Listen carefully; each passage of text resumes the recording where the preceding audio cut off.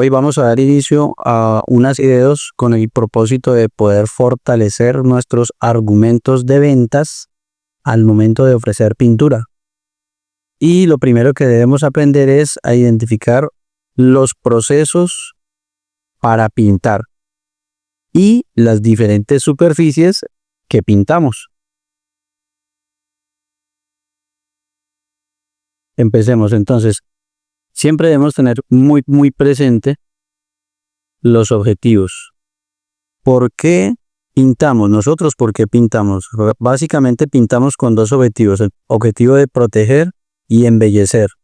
¿Qué? Una superficie. ¿De qué la protegemos? La protegemos del agua y del sol. También la protegemos de la fricción.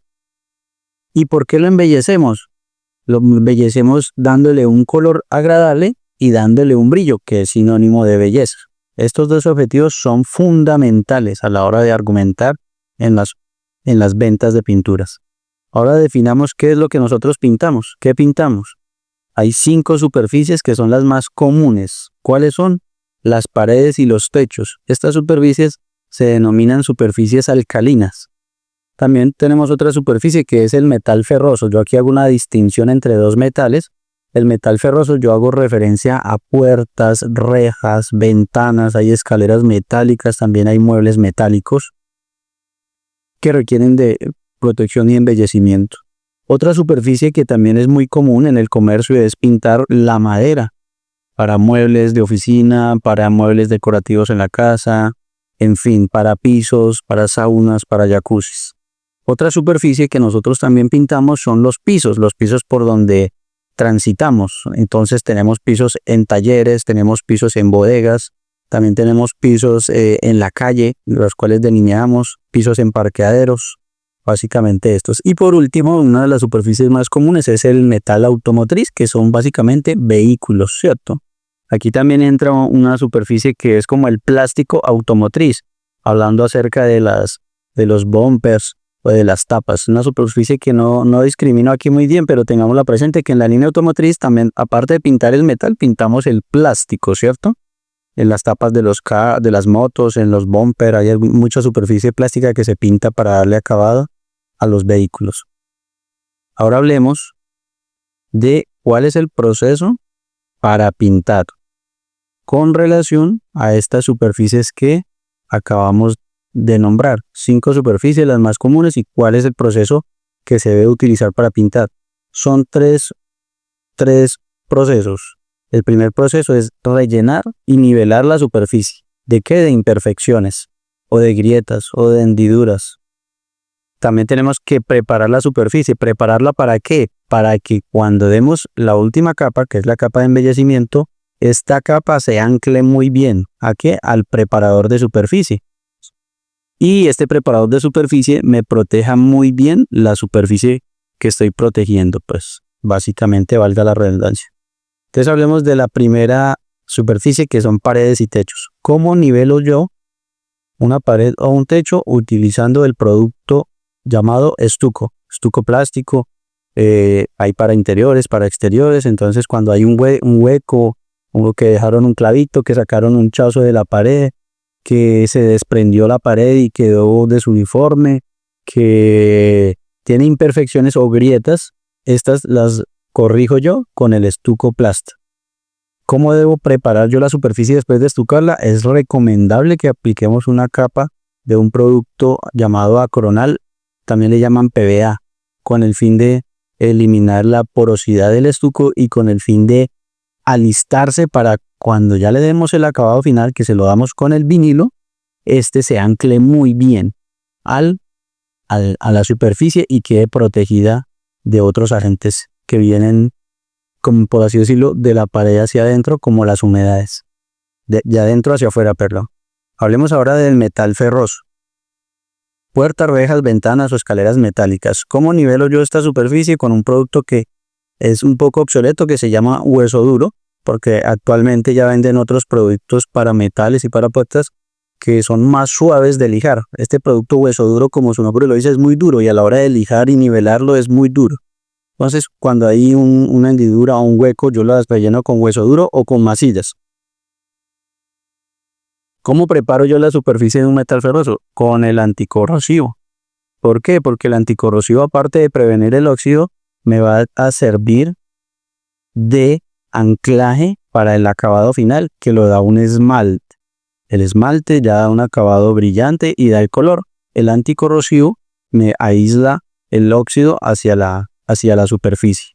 Ojo, porque aquí hay unas variables que en el mercado son comunes, pero no son correctas. Variables como cuáles, como entregar una superficie únicamente con anticorrosivo, porque está de moda el color mate, por así decirlo, pero es incorrecto.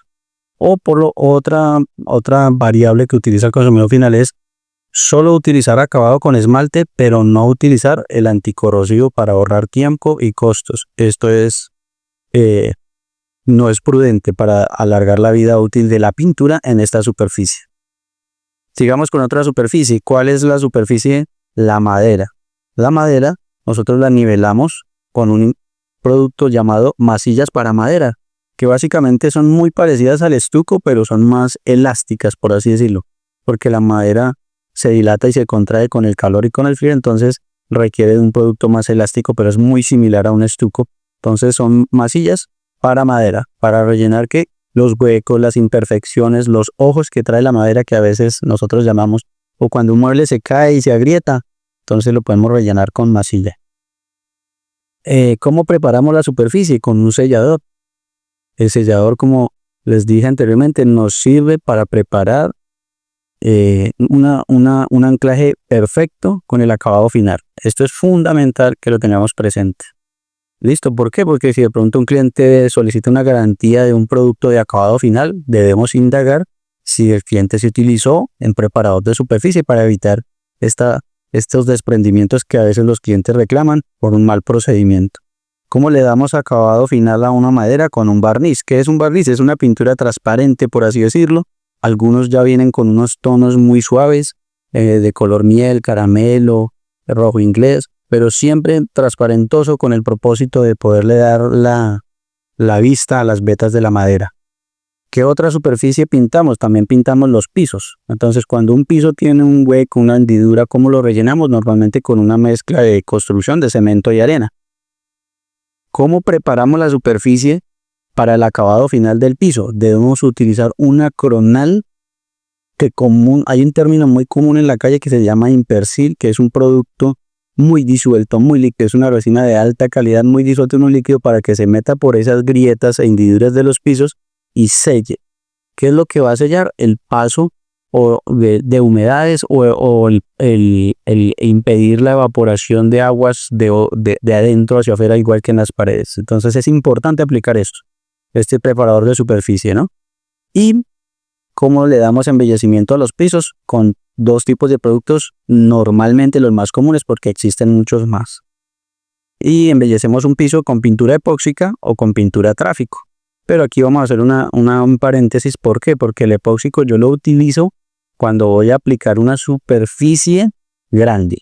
Es decir, todo el piso del taller, o es decir, todo el piso del baño, o yo puedo pintar todo el piso de la sala, porque algunas personas lo quieren hacer. Y esto es un producto que resiste bastante aseo, bastante limpieza, bastante paso de la trapera, de la escoba, mover muebles, arrastrar. Por eso se debe utilizar en un área general el epóxico. Pero la pintura tráfico se utiliza única y exclusivamente para delinear, porque su resistencia a la abrasión es un poco más baja que la del epóxico. Tiene una resistencia a la abrasión más alta que un esmalte o que un vinilo, pero no es tan alta como un epóxico. Entonces el tráfico solo lo utilizamos para delinear. ¿Delinear qué? La cebra cuando van los peatones, para delinear los caminos de seguridad en las fábricas. También lo utilizamos para delinear como un área de peligro en la calle también. Listo. Y por último hablemos del metal automotriz. El metal automotriz nosotros lo rellenamos con un tipo de masillas que se llaman masillas poliéster.